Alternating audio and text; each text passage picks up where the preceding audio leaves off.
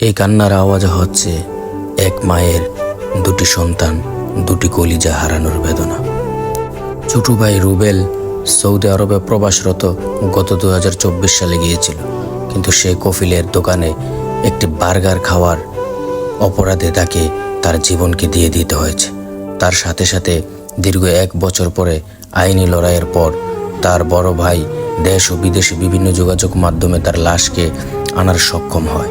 পরবর্তীতে তার লাশকে আনার সময় কুমিল্লা বিশ্ব রোডে অ্যাক্সিডেন্ট করে আরও 2টি প্রাণ ঝরে যায়। এই 2টি প্রাণের মধ্যে ছিল তার ফুফাতো ভাই ও কন্ট্রাক্টর এবং কি তার বড় ভাই। এই সুখ বলার নয়, এই বেদনা বলার নয়, এই দুঃখ সবার নয়, এই কষ্ট সহ্য করার নয়। প্রবাসী ভাইয়ের পরিবারটি সুখের ছায়ায়, পুরো চট্টগ্রাম ফটিকচারীবাসী সুখে মর্মাহত। কে জানতো ছোট ভাইয়ের লাশকে কফিনে করে আনার সময় নিজেই কফিন বন্দী হয়ে পরলোক গমন করবেন।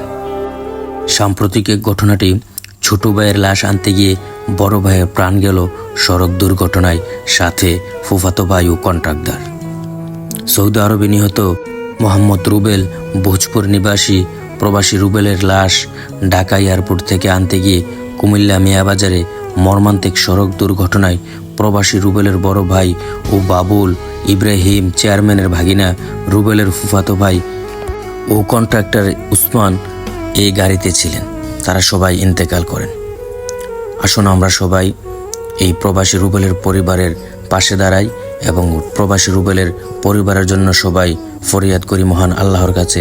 আল্লাহ যেন তাদেরকে উত্তম যাজা দান করেন এবং প্রবাসী রুবেল ও তার ফুফাতো ভাই ও তার বড় ভাই কন্ট্রাক্টর উসমান সবাইকে যেন আল্লাহ তাআলা জান্নাতুল ফেরদাউস নসিব করেন এবং তার কফিল সৌদি আরবের তাকে যেন আল্লাহ হেদায়েত নসিব করেন। আসলে সৌদি আরবের কথা বলে লাভ নেই। সৌদি আরবের কফিলরা মর্মান্তিক, তারা দুঃখজনকভাবে হলো সত্য, তারা যদিও নবীর দেশের মানুষ হয়ে থাকে, দেখেন নবীর দেশের মানুষ যদি হয়ে থাকে তো নবীর দেশের নবীর রক্ত যারা পেয়েছে তারা হয়তো বা কিছু ভালো মানুষ, কিন্তু নবীর বিপরীতে কিন্তু আবু জাহেলও ছিল।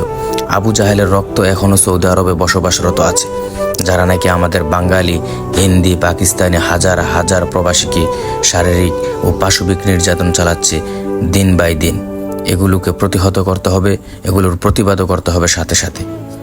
সবাই দোয়া করবেন এবং ভিডিওটি শেয়ার করে সবাইকে সতর্ক করে দিবেন যেন সবাই সচেতন হয়।